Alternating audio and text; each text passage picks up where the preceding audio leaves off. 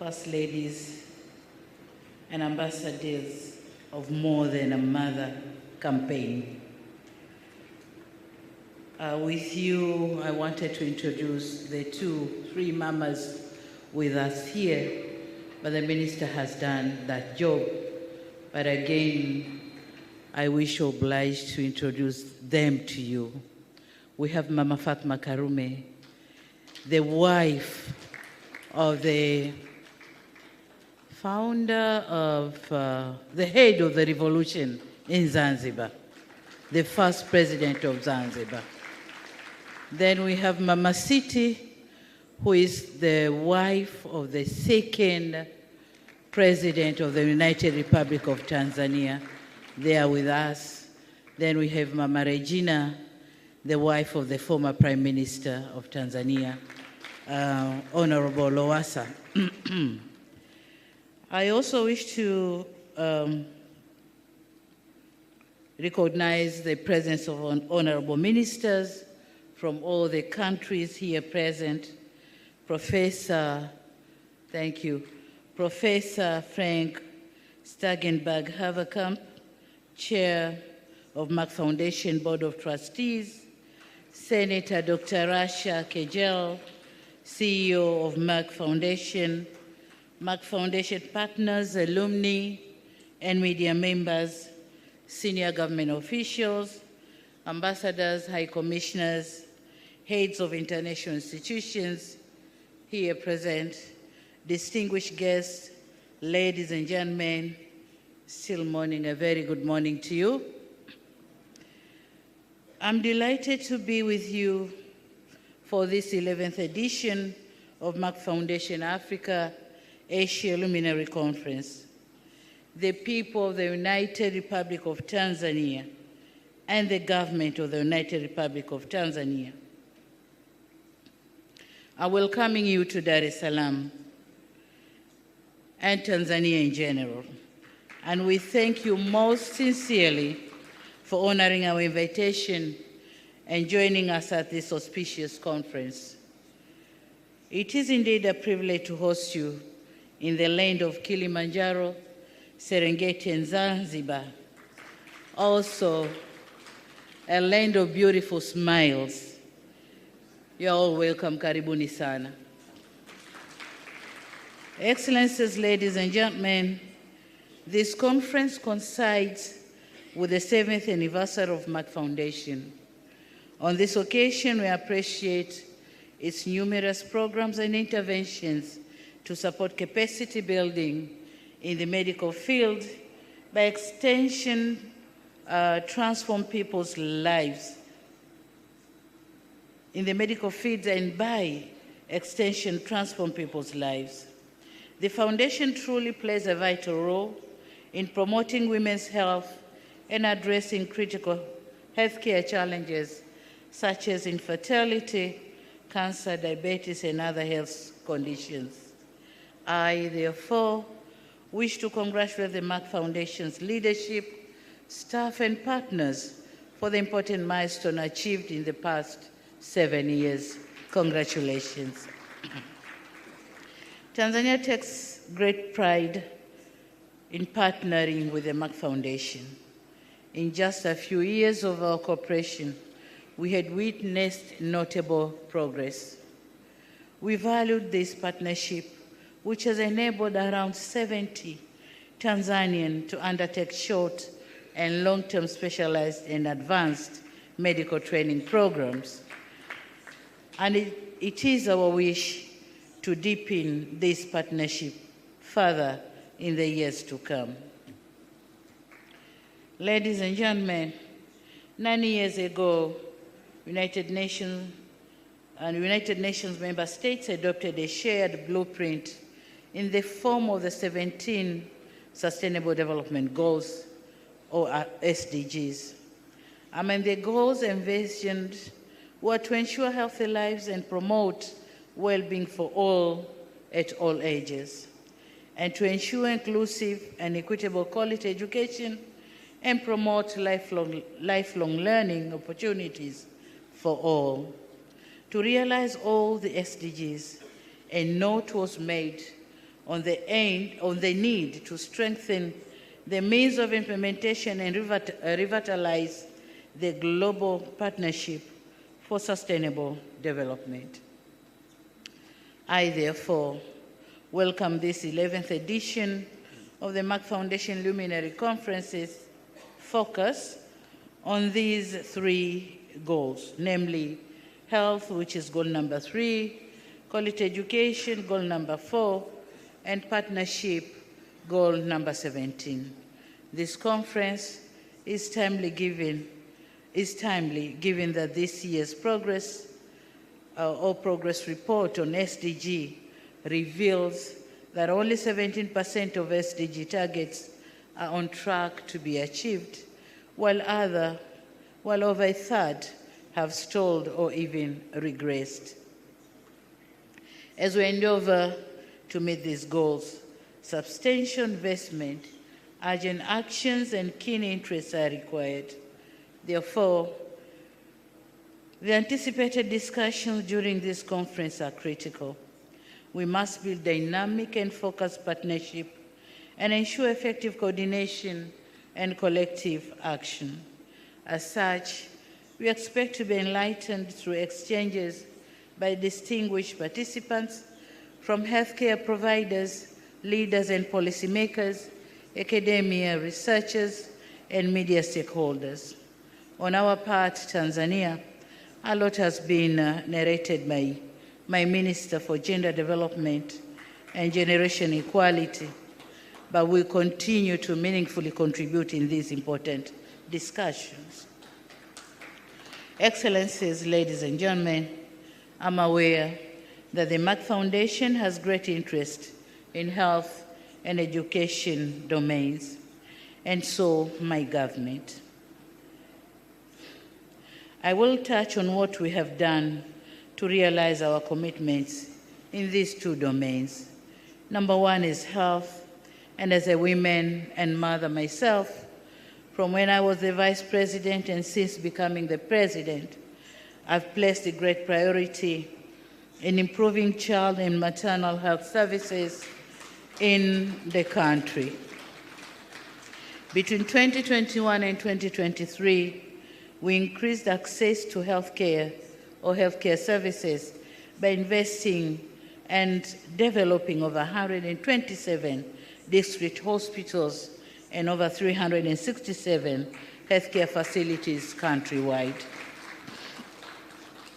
We increased the number of health facilities that provide maternal and child health services from 340 in 2021 to over 523 by the end of 2023.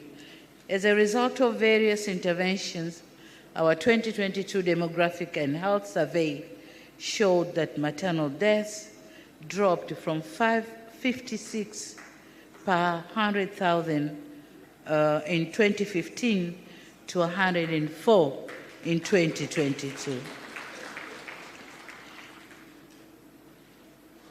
A drop of over 80%. Equally, the survey showed that child deaths dropped from 67 per 1,000 live births to 43 per 1,000 live births, a reduction of around a third, and still much needs to be done around this area. While acknowledging these positive developments, more remains to be done to meet our goals for maternal and child health. In particular, we envision continuing investment in specialized health services and facilities. One of the challenges that we encountered due to additional facilities or health facilities is the shortage of qualified and specialized manpower. So our thanks are to the Merck Foundation that supports us in training the doctors in specialized fields. And in this regard, Tanzania will continue to work with the Merck Foundation so as to produce more doctors in specialized fields. Another area that is also dear to you, as it is to me, is investment in education. In this vein, I wish to recognize and applaud Merck Foundation's Educating Linda program.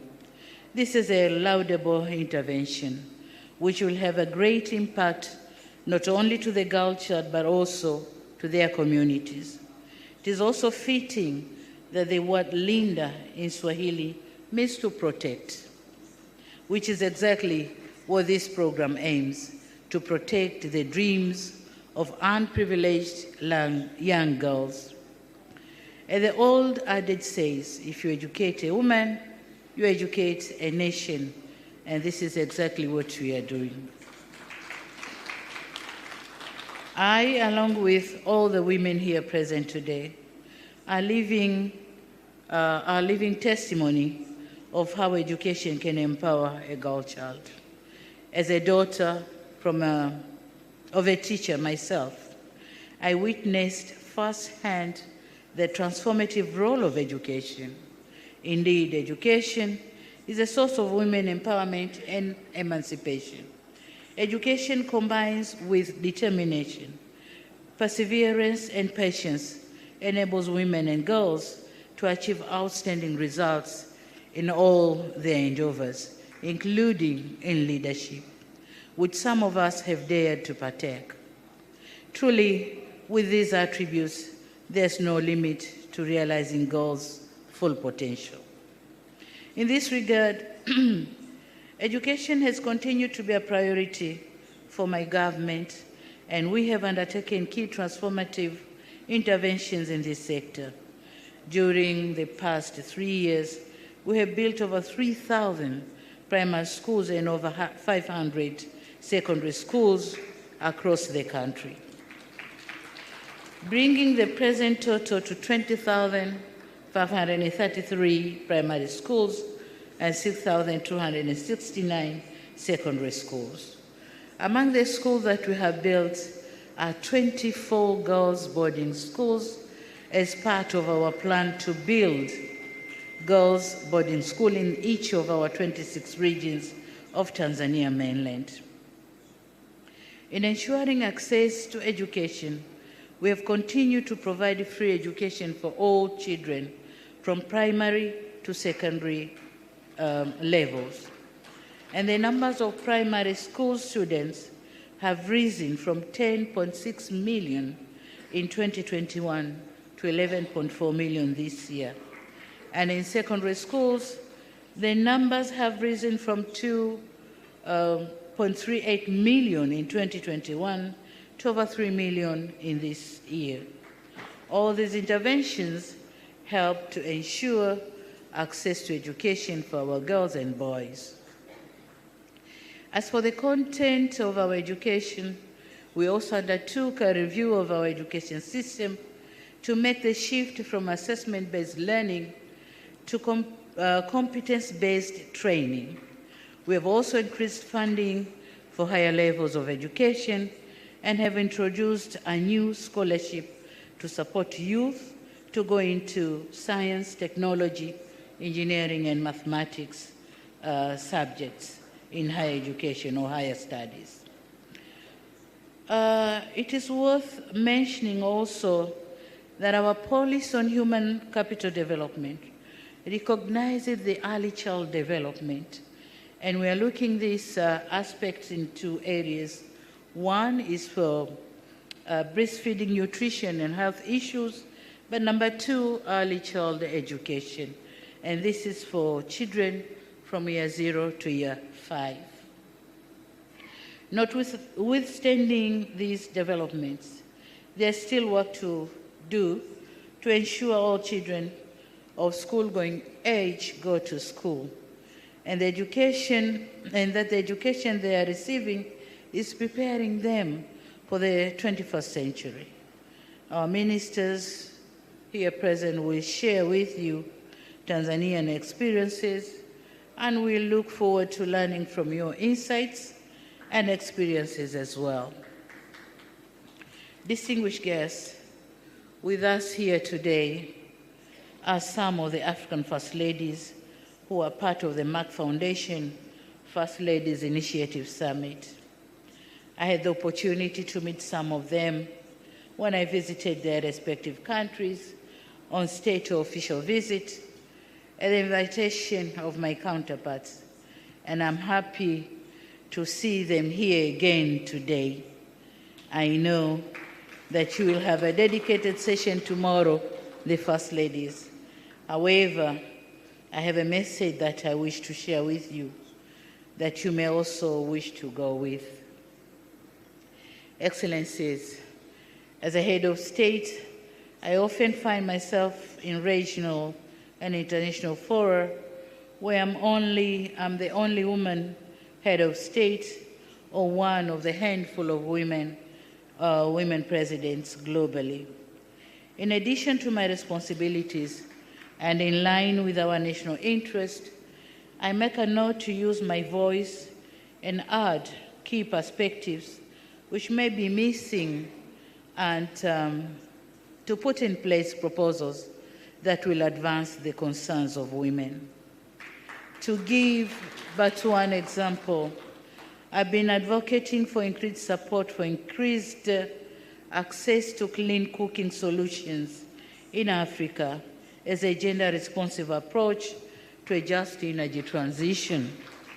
I've done so given the adverse impact on women of less cleaner cooking fuels like charcoal and firewood, which affects their health and overall well-being, but it's also disturb our environment. I'm happy that our calls for support for this initiative have been well received, and we have received considerable support for this initiative, which will empower women and improve their welfare across the continent. I've done this as a president, but today I wish to remind you, my sisters, First Ladies, that as First Ladies, you also occupy important positions in your respective societies. Sorry. In saying so, asante mama. In saying so, I'm reminded of the old parable about the wind and the sun. One day, the wind and the sun decided to engage in a friendly debate to test their persuasive strength on a traveler, the goal being to get the traveler to remove his coat. The wind went first, and it blew fiercely, attempting to force the traveler to remove his coat. But the forceful wind only succeeded in making him hold the coat even tighter. Then the sun gave a try. It simply shined warmly, gradually warming the traveler until willingly the traveler removed his coat.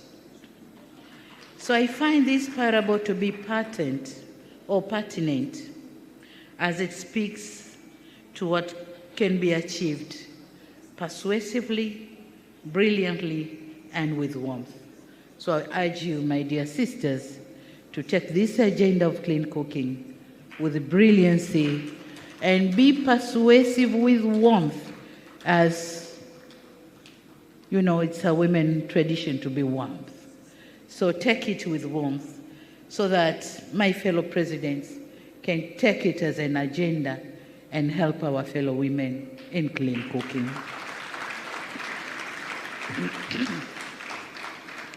On this note, I'd like to congratulate Your Excellencies for the wide-ranging, impactful initiatives and programs that you are undertaking in your respective countries. This suggests to me that you recognize that you have an important role in realizing the aspirations of a brighter, healthier future for all our people, and particularly for the young girls and women in Africa. In addition to the great work that you have been doing, today mine is to urge you to continue to give wise, brilliant, and warm counsel in support of prioritizing interventions that will support and empower women and improve their welfare in your respective countries. And I wish you all the best in your endeavors. In conclusion, ladies and gentlemen, I want to once again commend the Merck Foundation for organizing this meeting in Tanzania. I look forward to the valuable insights from this annual conference. I want to assure you that Tanzania's commitment to partnering the participants here to forge a healthier, happier, and more equitable future for generations to come. Ladies and gentlemen, it is now my singular honor and pleasure to declare that this 11th edition of Merck Foundation Africa Asia Luminary Conference is officially inaugurated.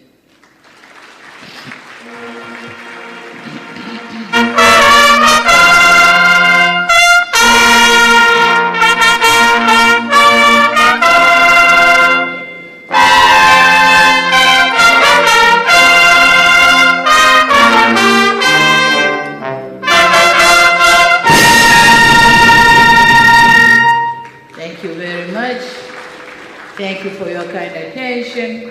I wish this conference fruitful decisions, and karibu Tanzania. Thank you very much.